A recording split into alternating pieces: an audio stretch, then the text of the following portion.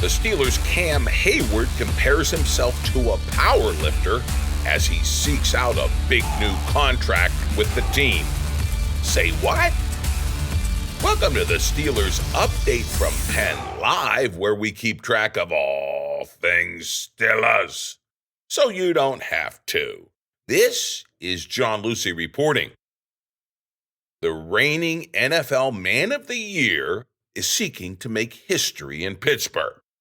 Defensive tackle Cam Heyward, Steelers' first-round pick way back in 2011, showed up for minicamp this week and told the gathered press he is seeking to be one of those rare one-helmet guys for the Steelers.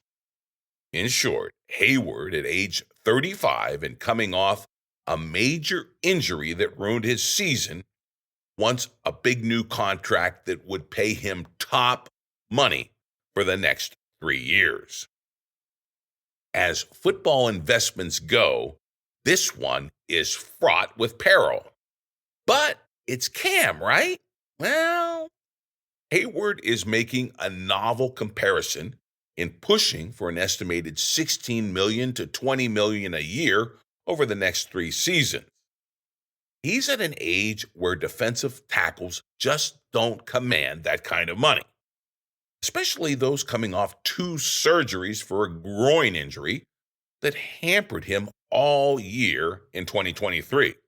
He produced his worst stats ever in a Steelers uniform, just 33 tackles and 2 sacks. This effort putting up double-digit sacks in 2021 and 2022. But Heyward insisted this week there's nothing to see here with regard to that groin. Quote, "The groin feels great. I can't wait to not talk about my groin. I'm doing good. I'm running. I can do whatever I want. There are no limitations," unquote. In justifying his contract demands, which have been shared privately with the Steelers brass, the big guy on the defensive line is pointing to the big guys who pump iron at a high and heavy level well into their 40s. He's talking about power lifters. Said Cam, quote, "You watch power lifters. My game is built on power and technique. Those guys go into their 40s. That's the kind of research I'm doing behind the scenes. We'll see what happens. There's not a lot of history, but I'm here to make history. I'm here to win a Super Bowl and to have a great season," unquote. Now, the question remains whether Steelers GM Omar Khan and coach Mike Tomlin will buy Heyward's argument at such a high price. There have been talks between Heyward's reps and Khan, but a deal is nowhere in sight, and we really haven't pinned down what the money is that Cam is seeking. As the Pittsburgh Post-Gazette reports, Heyward is entering the final year of his contract, which is scheduled to pay him $16 million in salary and count more than $22 million against the salary cap.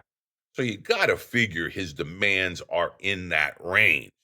But again, Cam refused to be pinned down as to his demands, at least when he faced the gathered media.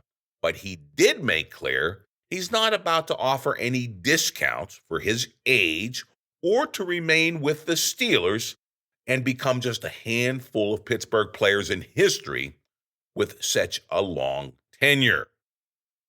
Now, if Heyward must don another uniform to cash in and keep playing, he seems prepared to do so.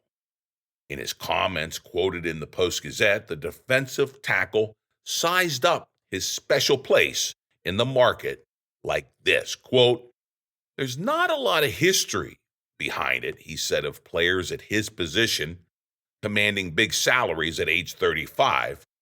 "But for me, I look at it like I'm not looking to be anyone else. My game is different from anyone else in this league. I like to think I can play the run and the pass, and that's why I'm different," unquote. Heyward made it clear there will be no hometown discounts as he seeks the final deal of his stellar Steelers career.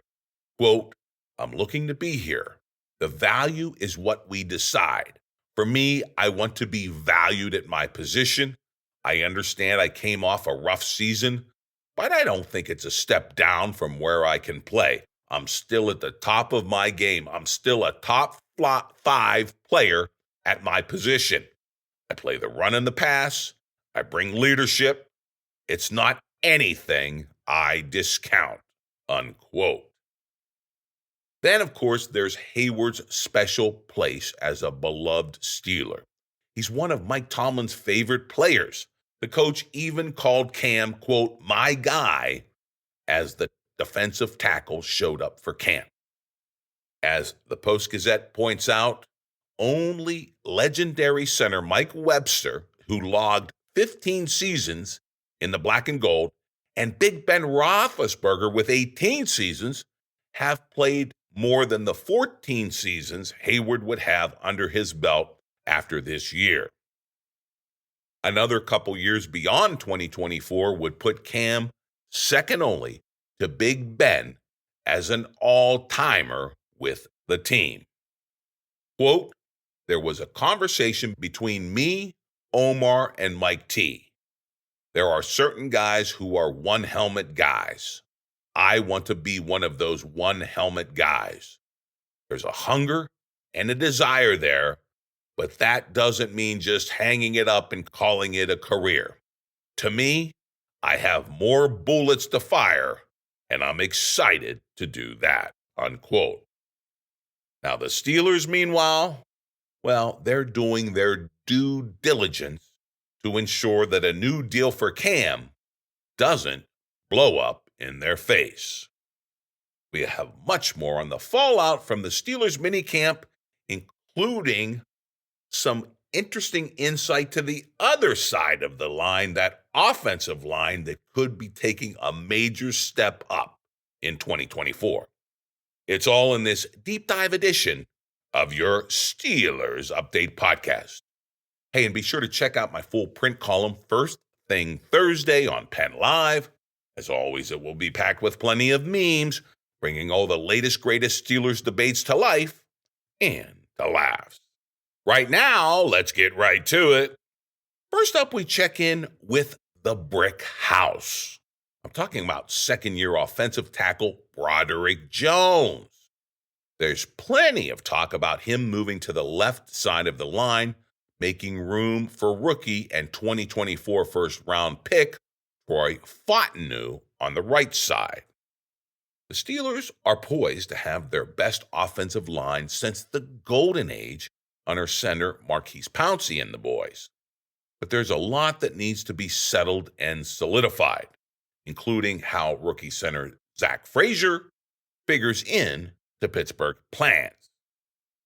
Here's how Ray Fittipaldo, writing for the Pittsburgh Post-Gazette, sized up the O-line situation and Broderick Jones' potentially large impact as a unit leader in 2024. Fittipaldo writes, quote, Zach Frazier is one of 3 offensive linemen the Steelers selected in the first 4 rounds of the draft. Troy Fautanu was selected in the first round, and Mason McCormick was taken in the 4th round. In many ways, Broderick Jones is the perfect teacher for this year's rookie class because his rookie experiences are so fresh in his mind. Said Jones, quote, coming in and knowing how it is, you have so much coming at you at once. I try to take the edge off them. I let them know it's not all going to be peaches and cream. You're going to get beat. You're going to lose. You're just going to have to be able to adjust, unquote. Now, Jones entered the league as a 21-year-old rookie and spent the first 6 weeks of the season on the bench while he honed his skills and learned the NFL game. When the Steelers decided to insert him into the starting lineup, it wasn't for starting left tackle Dan Moore, who was holding down Jones's natural position. but rather at right tackle in favor of Chukwuma Okafor. That's why Jones knows exactly what Fontenot is experiencing this spring as he makes the transition from left to right tackle. Almost all of Fontenot's experience at Washington came on the left side of the line. But the Steelers want Fontenot to play right tackle so Jones can move to the left. Jones said he wouldn't have any issues staying at right tackle if Fontenot struggles. But he also has seen enough of the rookie to make him believe Fontenot is talented enough to make the transition. Said Jones, quote, "I feel like Troy can be whatever he wants. He has the ability, the size, the temperament. It's all about what he's comfortable with. He takes repetition. It takes patience for him to get in, learn as much as he can, and not overthink things. He's a good player. He listens well. He understands the game of football. He will be okay," unquote. Hey, that's some great stuff from Filipaldo and the Post-Gazette. I think that O-line is going to be a lot more than okay. As Jones and his leadership help Fontenot and Frazier settle in, it's going to be a major step up for that O-line. I mean, that it's got to be. We've invested the picks in that offensive line, and now we will start seeing the dividends paid out in the form of stellar play in run blocking and pass blocking for this offense. That's what we're hoping. That's what we're all hoping. That's what Jones wants to help lead to happen. Now, they just got to do it, and we just got to sit back and watch it happen. Now, we turn back to the other side of the line and a little more insight on that perplexing Cam Heyward situation. I mean, we're dealing with one of the most popular Steelers players in history, and we're dealing with the end of that career and how will it end. For that, we turn to The Athletic and their chief Steelers beat reporter, the always plugged in Mark Kaboly. Kaboly has a column out that wonders why this contract situation for Cam is so thorny, so complicated. The big guy's scribe writes this about the big guy Steeler. Quote, "We don't know what Heyward wants other than to end his career as a one-helmet guy 3 years from now. And we don't know what the Steelers are offering him in years, in salary, and guarantees.